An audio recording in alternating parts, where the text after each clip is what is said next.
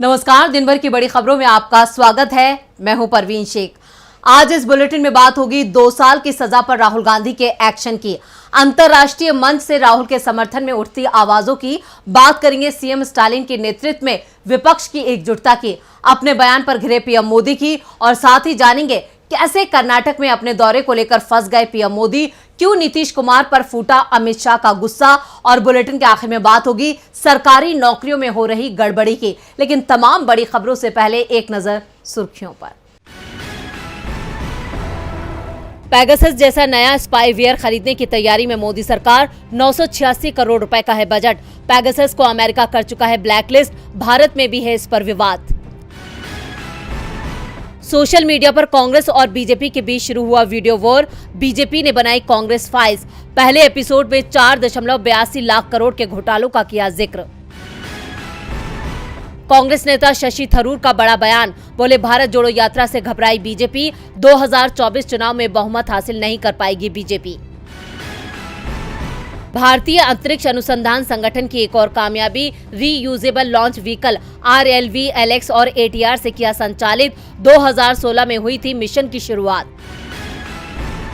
ये तो थी सुर्खियां, और अब बात आज की सबसे बड़ी खबर की। सभी चोरों का सरनेम मोदी क्यों होता है? इस बयान से जुड़े मानहानि केस में सूरत कोर्ट ने 23 मार्च को राहुल गांधी को दोषी करार दिया था।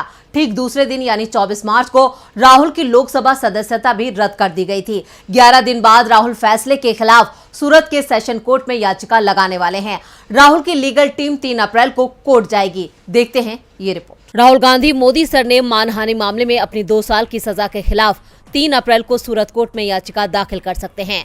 राहुल गांधी को सूरत कोर्ट ने हाल ही में मोदी सरनेम के मानहानि केस में सजा सुनाई थी। खबरों के अनुसार फैसले को चुनौती देने वाली याचिका तैयार है। जल्द ही याचिका को राहुल कोर्ट में दाखिल कर सकते हैं। दरअसल राहुल गांधी की 2019 की मोदी सरनेम पर की गई टिप्पणी मामले पर सूरत की एक कोर्ट ने इसी साल 23 मार्च को उन्हें दोषी मानते हुए 2 साल कैद की सजा सुनाई थी। इस सजा के बाद राहुल गांधी को लोकसभा से अयोग्य घोषित कर दिया गया था और उनकी संसद सदस्यता रद्द कर दी गई थी। इसके बाद से ही कांग्रेस के तमाम नेताओं और दूसरे विपक्षी दलों ने बीजेपी के खिलाफ मोर्चा खोल रखा है। आज भी देश के कई राज्यों में मोदी सरकार के खिलाफ कांग्रेस का हल्ला बोल जारी है।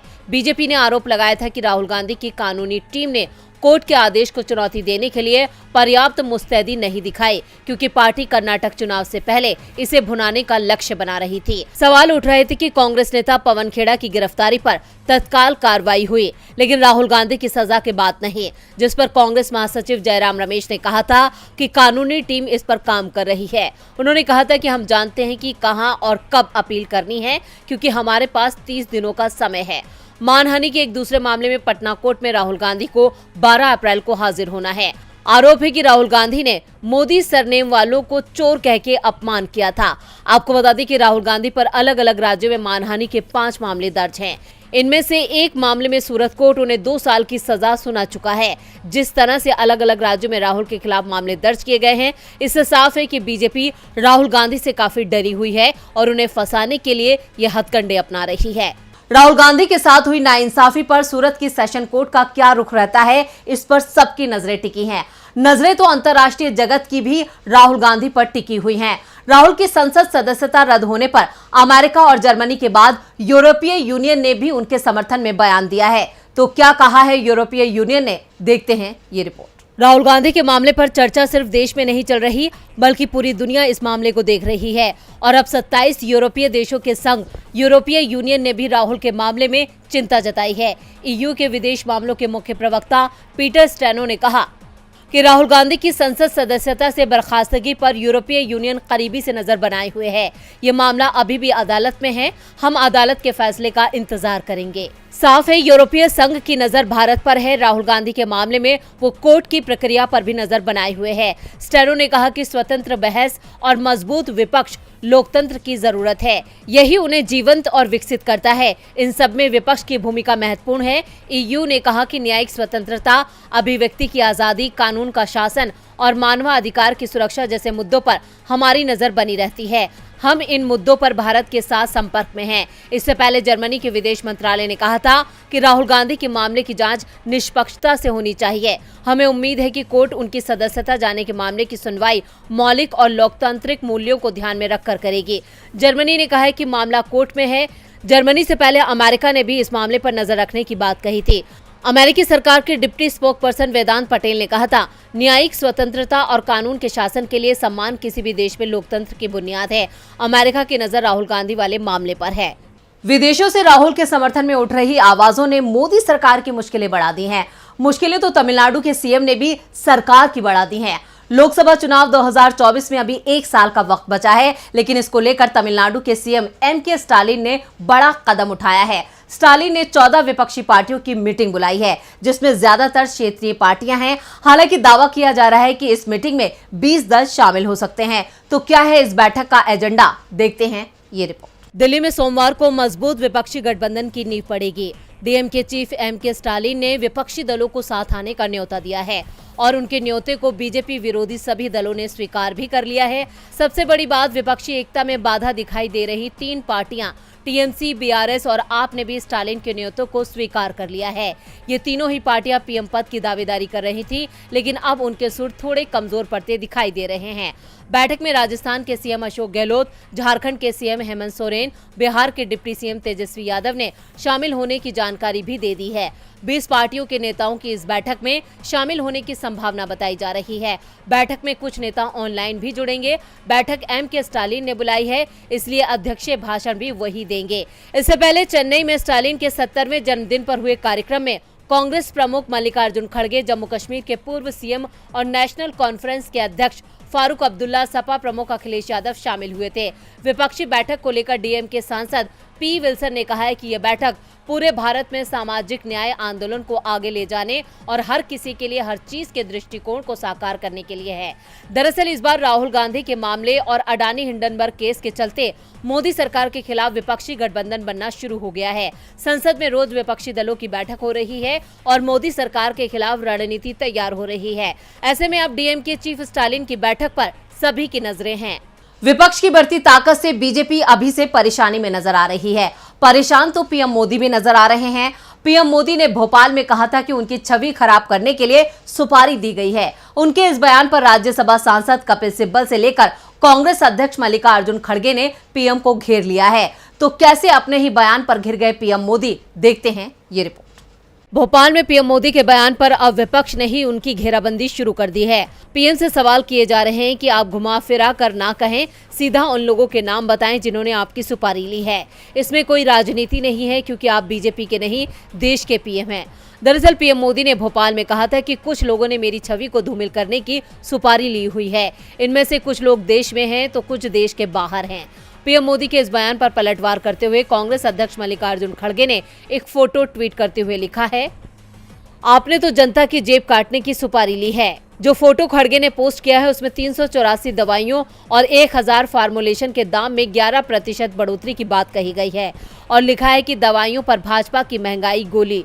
तो पीएम मोदी के बयान वाले वीडियो को पोस्ट करते हुए आरजेडी सांसद मनोज झा ने लिखा, सुपारी सर जी, आजकल कौन सी फिल्में देखी जा रही हैं? जय हिंद। जबकि सुप्रीम कोर्ट के वरिष्ठ वकील और राज्यसभा सांसद कपिल सिब्बल ने पीएम से उन लोगों के नाम बताने को कहा है जिन्होंने पीएम की सुपारी दी है। सिब्बल ने कहा कि हमें उन पर मुकदमा चलाने दे। सिब्बल ने कहा कि प्रधानमंत्री मोदी का आरोप, उन्होंने देश के भीतर और बाहर कुछ लोगों को मोदी की कब्र खोदने का ठेका दिया है।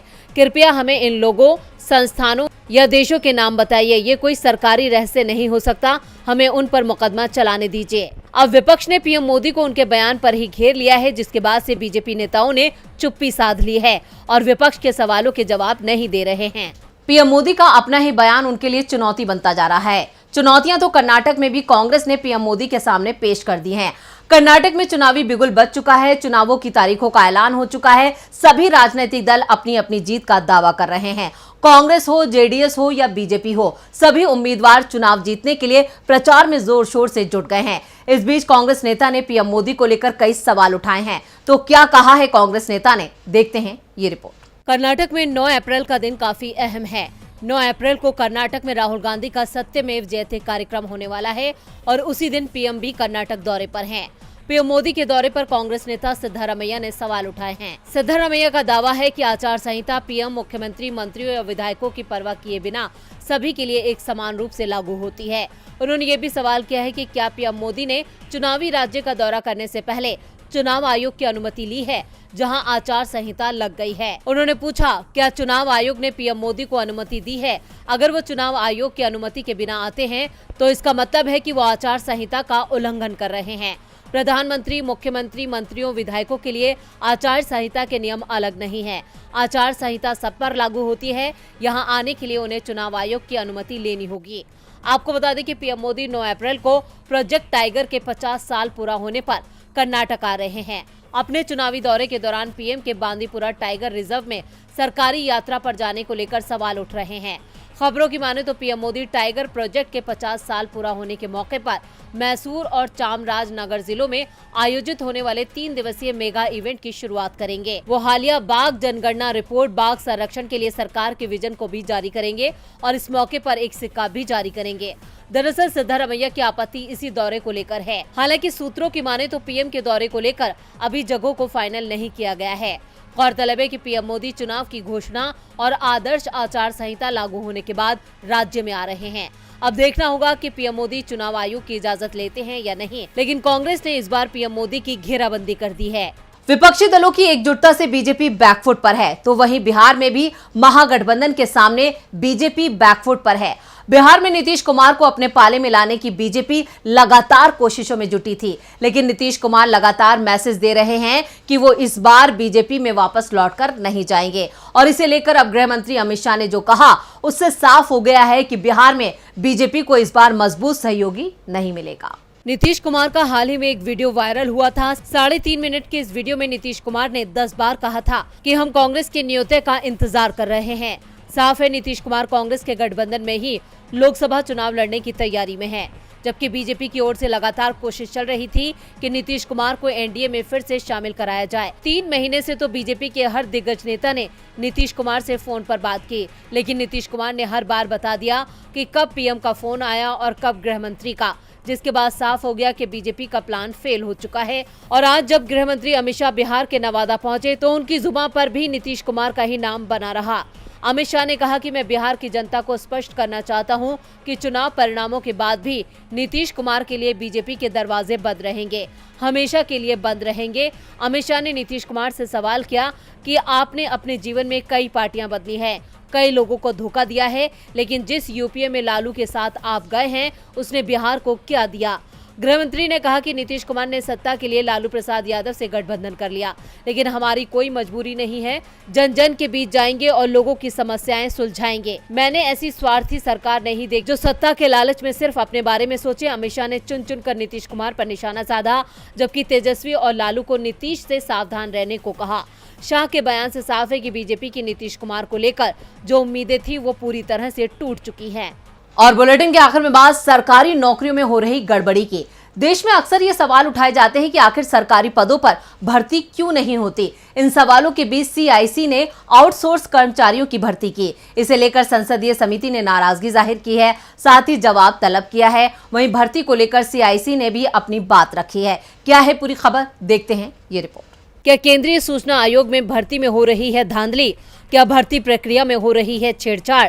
आखिर क्यों कर्मचारियों को किया गया आउटसोर्स? ये सवाल इसलिए उठाए जा रहे हैं क्योंकि आउटसोर्स कर्मचारियों पर चिंता जाहिर करते हुए संसदीय समिति ने विभिन्न पदों पर कर्मचारियों के चयन के लिए कर्मचारी चयन आयोग से ध्यान देने के लिए कहा है। दरअसल सीआईसी ने 160 स्वीकृत पदों में से 100 पदों को अनुबंध के आधार पर आउटसोर्स कर्मचारियों के जरिए भरा है। इसी भर्ती प्रक्रिया को लेकर समिति ने पूछा है कि आयोग में सीधी भर्ती क्यों नहीं हो रही है और इसमें क्या बाधा आ रही है। संसदीय समिति की रिपोर्ट में कहा गया है कि समिति का मानना है कि अनुबंधित कर्मचारी नियमित कार्यबल की भरपाई कर सकते हैं, लेकिन वो स्थायी कर्मचारियों का विकल्प कतई नहीं हो सकते हैं। इसके साथ ही रिपोर्ट की सिफारिश में कहा गया है कि कर्मचारी चयन आयोग को सीआईसी में सीधी भर्ती रिक्तियों में आने वाली बाधाओं पर गौर करना चाहिए और इस संबंध में स्पष्टीकरण देना चाहिए।